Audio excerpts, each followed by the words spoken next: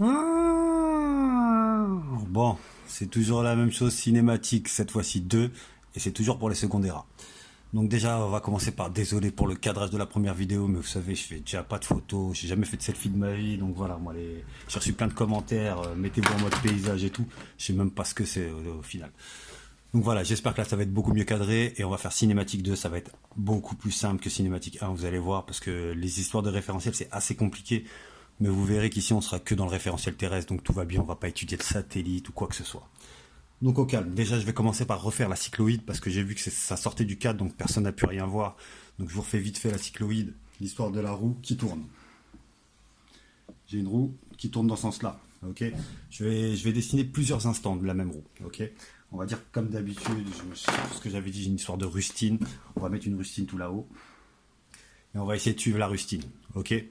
Donc je vais dessiner plusieurs roues. Ça, c'est à plusieurs instants différents. Ok. Et on va s'imaginer où on va retrouver la roue. On va avancer par quart de tour, ça va nous faire gagner du temps.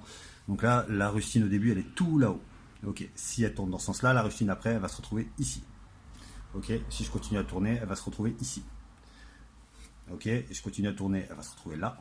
Je continue à tourner, elle se reprend là-haut, etc. Et si je continue à tourner, vous avez capté le délire. Donc maintenant, je pense que vous la voyez un peu mieux la cycloïde. Ça va faire un truc comme ça. Hop. Hop, etc. Ok. Donc c'est ça la cycloïde. Et si vous galérez là-dessus, le plus simple, je vous dis en vérité le plus simple, c'est de prendre un vélo et bloquer sur la valve avec le doigt. Vous faites avancer tout doucement la roue du vélo et vous bloquez sur la valve avec votre doigt et vous allez voir que vous allez dessiner une cycloïde. C'est bon? Bon voilà, nickel. Mais je vous l'ai dit, vous allez jamais voir ça, enfin vous allez jamais le voir, vous allez le voir dans ce cours-là et jamais ailleurs. Jamais on vous demandera de décrire des cycloïdes dans d'autres exercices. Ok, donc maintenant on va démarrer et on va démarrer sur cinématique 2. Alors cinématique 2 ça a l'air plus, enfin c'est pas plus compliqué, c'est V égale D sur T, on va parler de vitesse instantanée, vitesse moyenne, et je vais même vous faire un graphe de la position en fonction du temps, vous allez voir ça c'est le truc le plus compliqué, mais une fois qu'on a compris ça, le cours est quasiment fini sur la cinématique.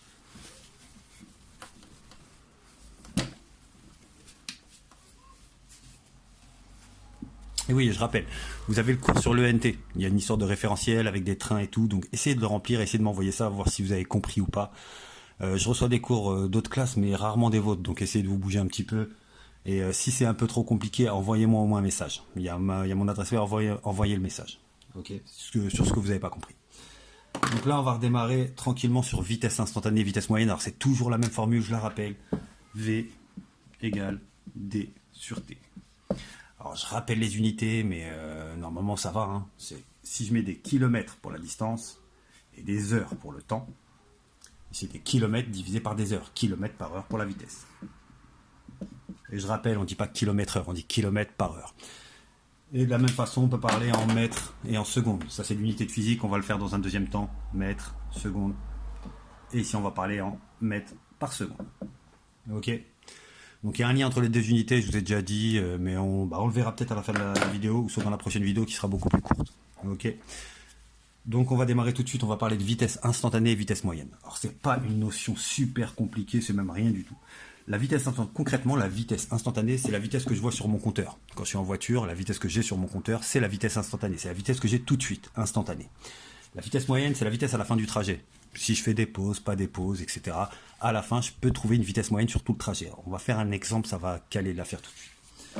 Alors, on va faire un exemple, on va dessiner une petite voiture. Bon, vous savez que je suis pas un artiste. Hein.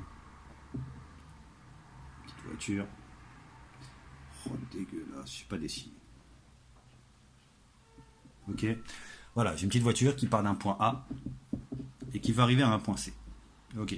Entre temps, elle va s'arrêter en B. Ok. Bon, c'est pas à l'échelle, hein. Donc je vais mettre les unités. Enfin, je vais pas mettre les unités. Je vais mettre les distances sur le dessin, mais on n'est pas du tout à l'échelle. B est plutôt ici. Alors, on va mettre B parce que je vais faire un 200 km. 300, on va pas mettre la même distance, sinon ça sert à rien. B. C'est toujours pas à l'échelle, mais c'est pas très grave. On va dire qu'entre A et B, il y avait 200 km.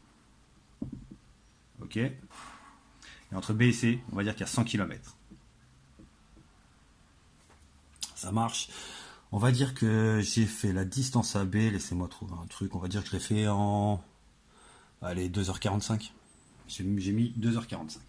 2h 2h45. Attention, quand je dis 2h45, je dis 2h45 minutes. On est d'accord? Donc attention, mettez bien qu'il y a deux. Là en fait il y a deux unités. Et vous avez vu dans ce que je vous ai dit juste avant dans la formule, il n'y a pas de minutes dans les unités. Donc il va falloir convertir les minutes en heures. Et on va dire, on va faire notre truc de l'autre côté, on va dire qu'on va mettre ici 1h15 pour faire la deuxième portion.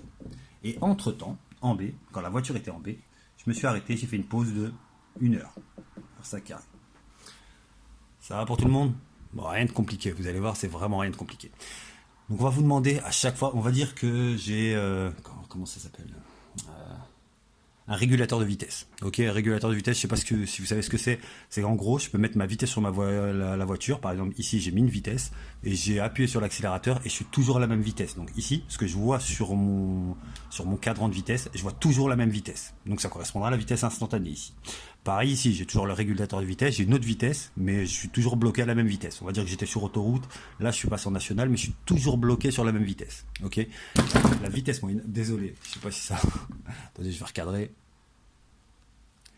Donc en fait, la vitesse moyenne, ça correspond à la vitesse sur tout le trajet. Je suis parti en A, je suis arrivé en C. On va vous demander c'est quoi la vitesse moyenne, c'est la vitesse sur tout le trajet. Je vous fais ça tout de suite, vous allez voir, c'est vraiment pas compliqué. Alors la première question, on va vous demander par exemple quelle est la vitesse sur le tronçon AB. Ok, la vitesse sur le premier tronçon, on va appeler ça V1. Alors c'est toujours la même chose. V1, c'est la distance sur le temps. Alors la distance, c'est de la lecture. Il n'y a aucun problème, c'est les 200 km. J'ai fait 200 km. Ok, le temps, par contre, c'est là que c'est un peu plus tendu, mais c'est pas tendu du tout. C'est 2h45. Là, j'ai le droit de mettre des heures. Si je veux faire des kilomètres par heure, je dois mettre des heures. Vous voyez tout de suite la bavure. 2h45, il y a deux unités. Il y a les 45 minutes.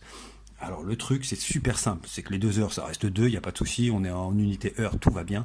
C'est les 45 minutes qu'il faut transformer en heures. Alors, essayez de vous rappeler dans la vie, c'est rare de dire 45 minutes. En général, on dit 3 quarts d'heure. Et là, vous voyez bien qu'on passe des minutes aux heures.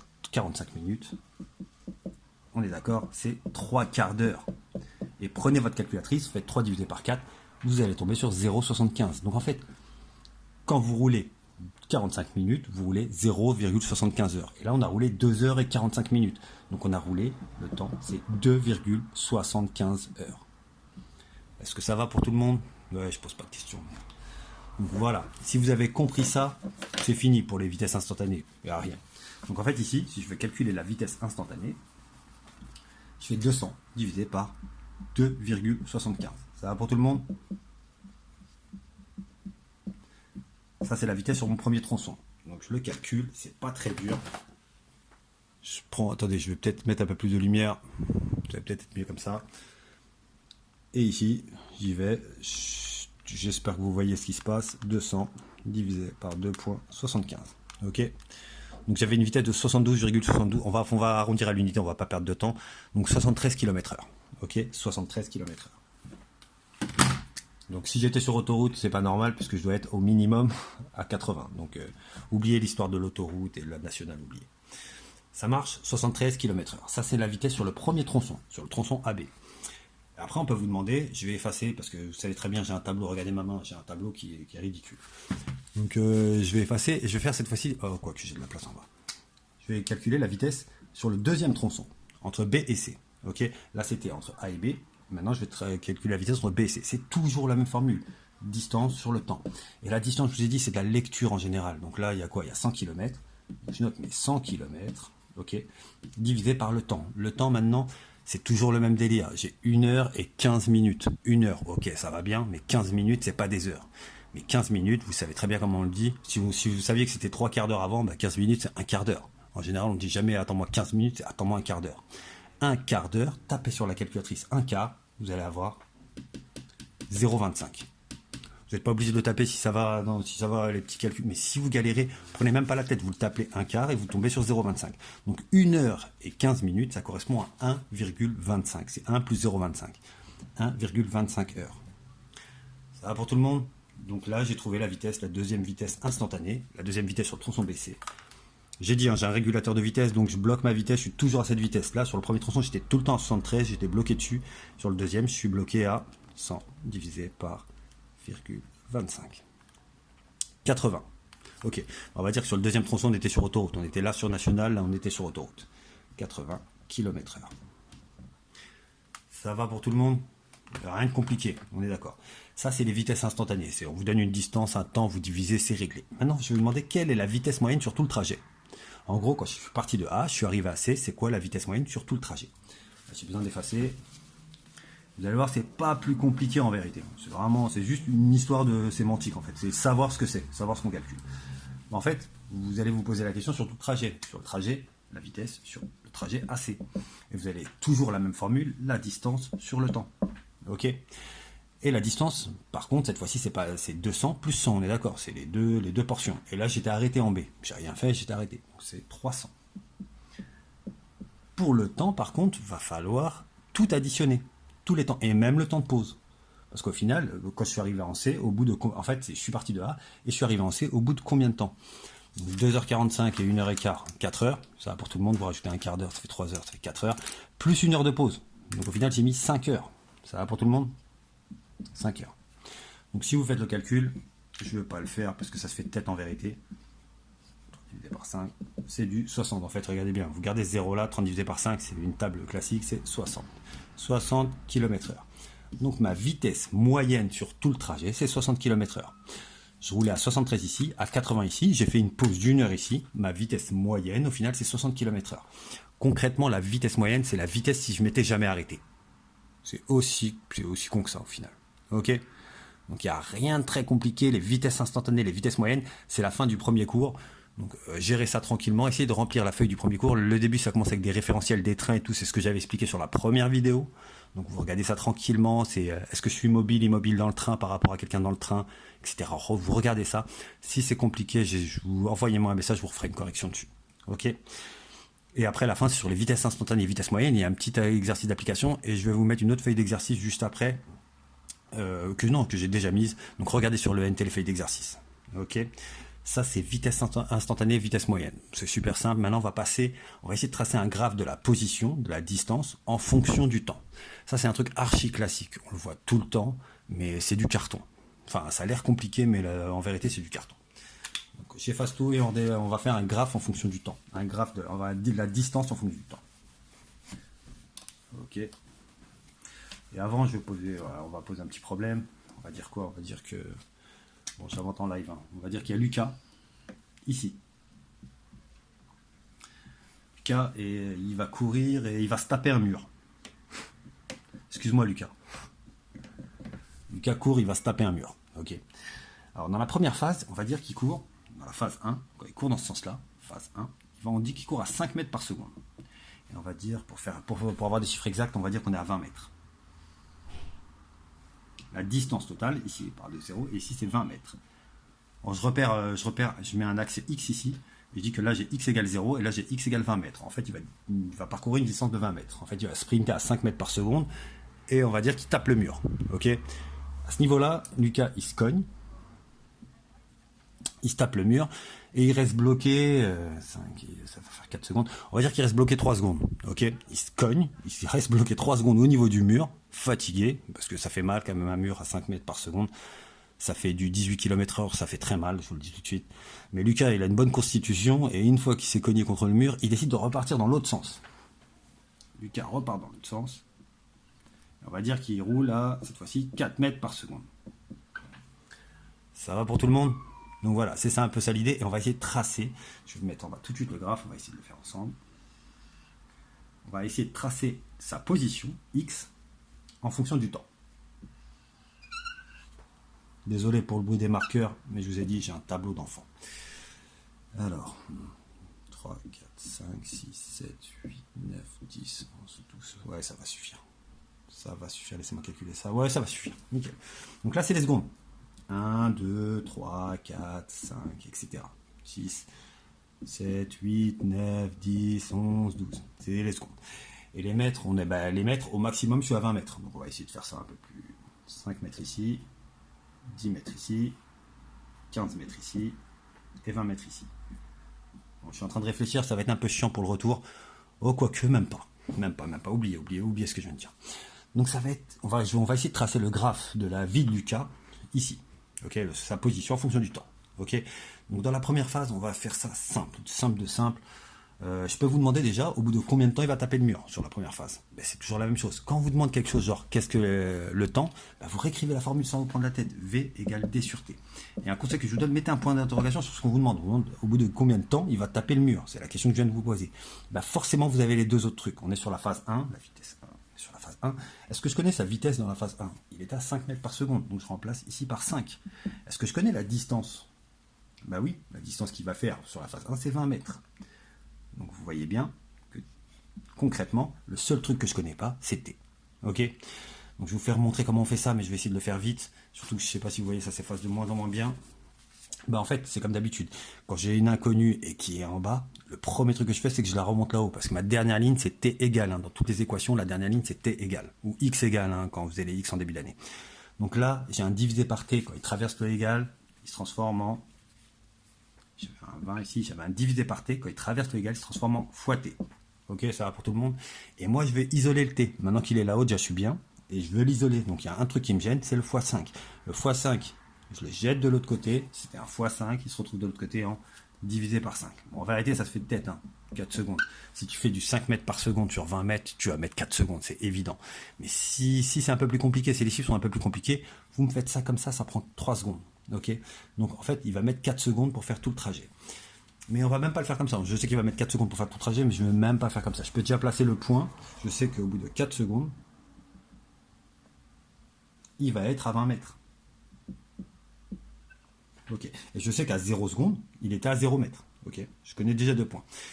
Donc, mais ce qu'on va faire, ce que j'ai envie de vous faire comprendre, c'est autre chose. Donc on va y aller doucement. Lucas avance à 5 mètres par seconde. Techniquement, la vitesse, vous pouvez la lire, c'est très con. En fait, toutes les secondes, Lucas fait 5 mètres. C'est aussi con que ça. Donc si je vous dis, à t égale 1 seconde, il en est où? Il a fait 5 mètres. À t égale 2 secondes, il en est où? Il a fait 5 plus 5, il a fait 10 mètres. Et c'est ces points-là qu'on va placer. Regardez bien, à 1 seconde, Lucas, il a fait 5 mètres. Ok. À 2 secondes, Lucas, il a fait 10 mètres. À 3 secondes, Lucas, 5 mètres de plus. Je sais que ça a l'air très con, mais c'est pas pour rien que je fais ça. Ok. Et là, normalement, vous devez remarquer que c'est une droite. Ok. On aurait pu même le faire de façon mathématique. Je vous le dis la vérité. V égale D sur T. On connaît sa vitesse, c'est 5 mètres par seconde. Si je remonte le temps divisé par temps, le temps, je le monte là-haut, ça fait 5 fois T. Ok. Ça va être dégueulasse. 5 fois T. Donc en fait, D égale 5 fois T. Si j'appelle DY, ça fait Y égale. Et si j'appelle TX, 5X. Ça, c'est une équation qu'on a vue. Ok. Mais c'est pas grave. Le faites même pas façon maths. Hein. Je vous dis la vérité. Oubliez ce que je viens de vous dire. Faites même pas ça façon maths. Juste faites ça façon physique. Façon physique, c'est juste, voilà. Je trace ça. Et je vois qu'en fait, j'ai une droite. Ok. Un truc que je vais vous dire. Quand vous avez la position en fonction du temps, dès que vous voyez une portion de droite, c'est qu'en fait la vitesse elle reste pareille, elle est constante. C'est que le mouvement est uniforme. Uniforme. Retenez bien le mot uniforme, c'est quand je garde toujours la même vitesse. Quand on vous parle de mouvement uniforme, c'est que la vitesse c'est toujours la même. Ok? Ça marche? Donc dès que vous allez avoir des portions de droite comme ça, sachez que la vitesse est uniforme. Et après, je reviendrai après dessus. Mais on va continuer l'histoire de Lucas, histoire de capter un peu le délire. Lucas, là, je vous ai dit, il reste bloqué 3 secondes. Il reste bloqué 3 secondes, donc il est toujours à 20 mètres pendant 3 secondes. Là, je suis à la 4e seconde, donc jusqu'à la 7e seconde. Lucas, il ne bouge pas. Il reste toujours à 20 mètres. Donc quand vous avez un graphe, je répète, de la position en fonction du temps, dès que vous voyez un plateau, vous savez qu'entre la 4e et la 7e seconde, il n'a pas bougé, il est resté sur 20 mètres. Ok pour tout le monde? Il n'y a rien de compliqué. Hein. C'est juste, voilà, regardez bien, entre la 4e et la 7e seconde, je regarde la position du cas, c'est toujours 20 mètres. Ouais, il est bloqué là-bas, il a mal au crâne. Ça va pour tout le monde? Et maintenant, je vais faire la deuxième phase. La deuxième phase, ça va être un peu plus chiant parce que je peux revenir à l'envers en me disant, cette fois-ci, à chaque fois, il va reperdre 4 mètres. Donc, il sera à 16 mètres, 12 mètres, etc. Mais vous avez vu que je peux pas faire un graphe plus précis que ça. Donc, ce que je vais faire, comme je sais qu'il reste toujours à la même vitesse, je vais essayer de trouver le temps qu'il va mettre pour revenir à la position 0. Et comme je sais que c'est une portion de droite, j'aurai juste à tracer la droite. Ok, l'équipe? Donc, je repars sur, si je demande au bout de combien de temps il va revenir dans la phase 2, c'est toujours la même formule. V égale D sur T. Et cette fois-ci, la vitesse, c'est 4. La distance, c'est toujours 20 mètres. Là, quand il part d'ici pour revenir là-bas, il refait 20 mètres sur le temps.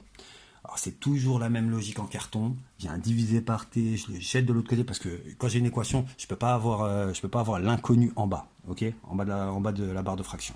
Donc je le remonte là-haut, il se retrouve en multiplication. Et comme je veux l'isoler, je veux qu'il soit tout seul, il faut que je jette le x4 de l'autre côté. Et là j'ai t égale, c'est ce qui m'intéresse. 5 secondes.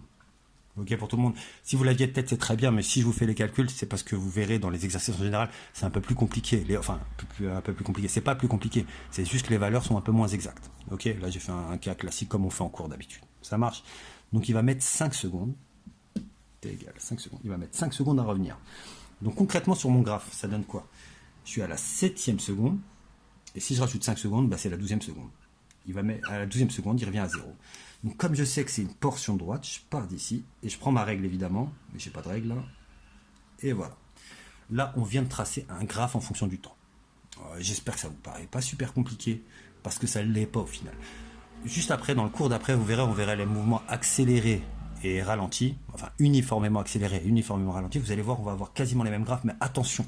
Ce ne sera pas la position en fonction du temps, ce sera la vitesse en fonction du temps. Donc vous ne faites jamais avoir. Quand vous voyez la vitesse ici en fonction du temps, il faut réfléchir différemment, mais vous allez voir, c'est pas plus compliqué. Mais vraiment pas.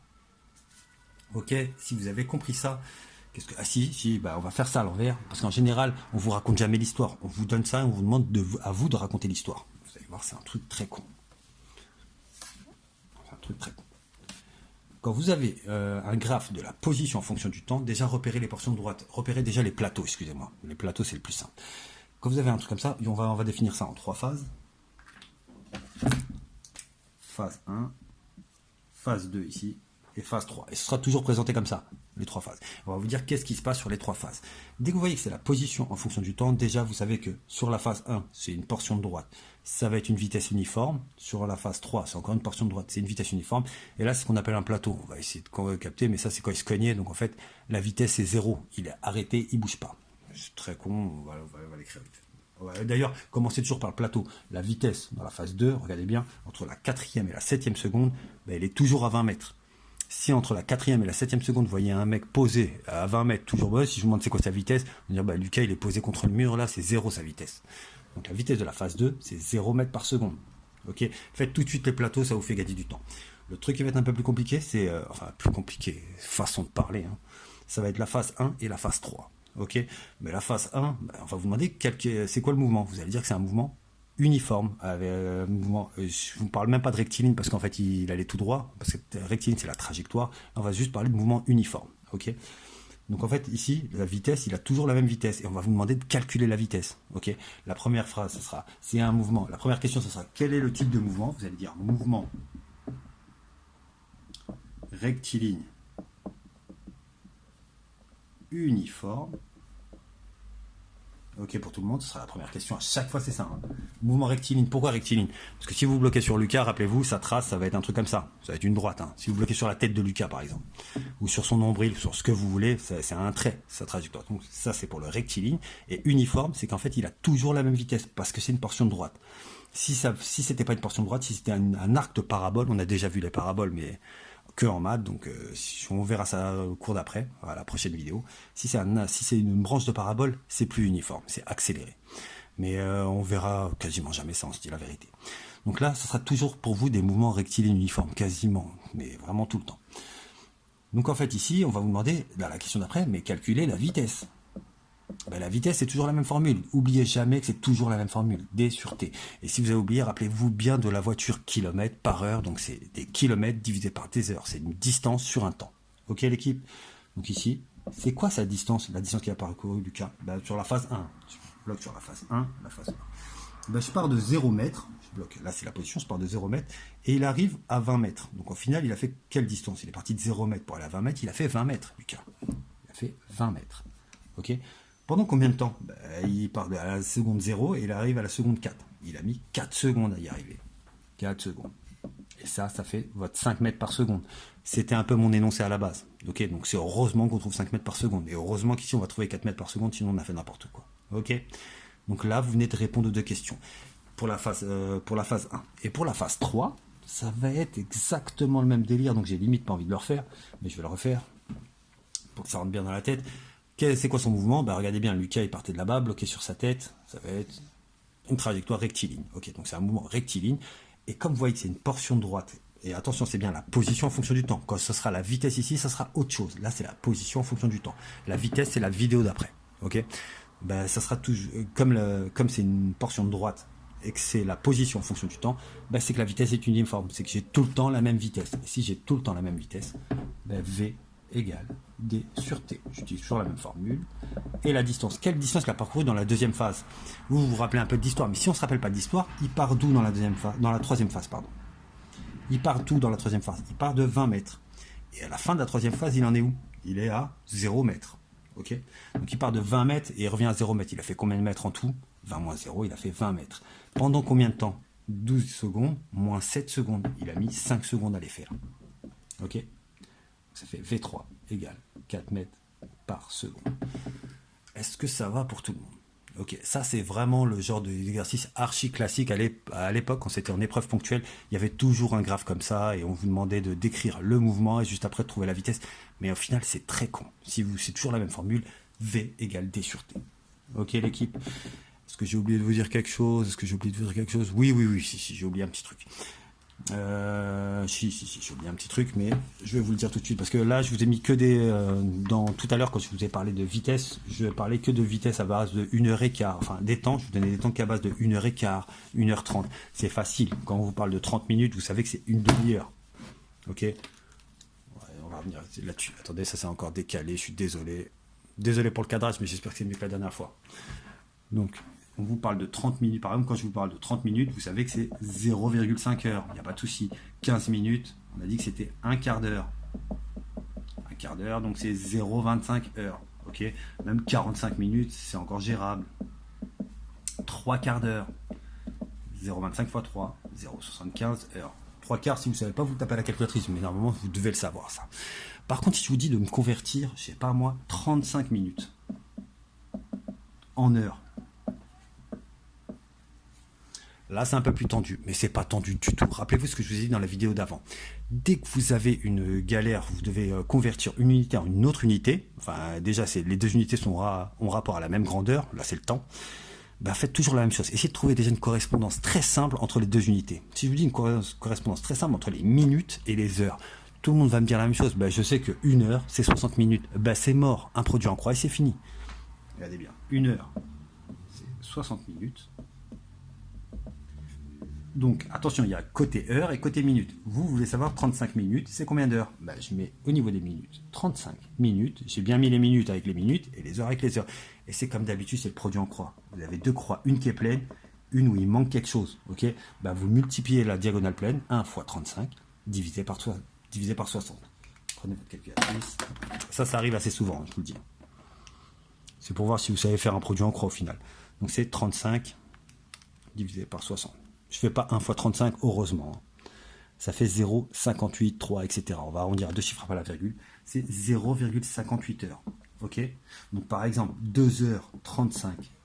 On écrit 2h35 en général. Ben, c'est 2 heures dans votre tête. Rappelez-vous bien, 35 minutes. Et ça correspond à 2,58 heures. Ok, l'équipe? Ouais, ça c'est la sonnerie, le cours est fini. Alors, c'est la deuxième vidéo sur la cinématique. Il y en aura encore une troisième sur la cinématique, sur les mouvements accélérés et ralentis. Vous allez voir, je vais faire un suicide, je vais sauter en plus, vous savez ce que c'est qu'un mouvement accéléré, c'est quand la vitesse augmente. Vous allez tout de suite capter que si je saute du 2e étage, je vais pas arriver avec la même vitesse que si je saute du 10e. Si vous savez pas ça, c'est qu'il y a un problème. Ok l'équipe? Donc je ferai une vidéo là-dessus. Vous allez voir, c'est pas très compliqué, c'est un peu plus intéressant. Et après, il y a un dernier cours de cinématique, c'est rapprocher la vitesse de roue la vitesse de rotation de la roue du vélo à la vitesse tout court du vélo. Vous allez voir, c'est un truc un tout petit peu plus compliqué, mais ça prendra 5 minutes. Franchement, ça prendra 5 minutes. Donc la prochaine vidéo risque d'arriver dimanche. Et j'ai dit pour chaque vidéo un film. Si vous l'avez pas vu, regardez ce film là, mais attention, si vous êtes stressé par le Covid, évitez le film. Mais c'est un film coréen. Moi je kiffe, je vais pas vous mentir, je kiffe le cinéma coréen. Donc je vous donne le film Dernier train pour Busan. Bon, c'est les films coréens, faites attention, le démarrage il est un peu dur. C'est un peu chiant au démarrage, il y a toujours un quart d'heure un peu chiant. Mais une fois que vous avez démarré, c'est une tuerie ce film. Je déteste les films sur les zombies, mais celui-là je l'ai fini et j'en revoulais encore. Donc voilà. Bah, gardez la pêche l'équipe et à la prochaine vidéo.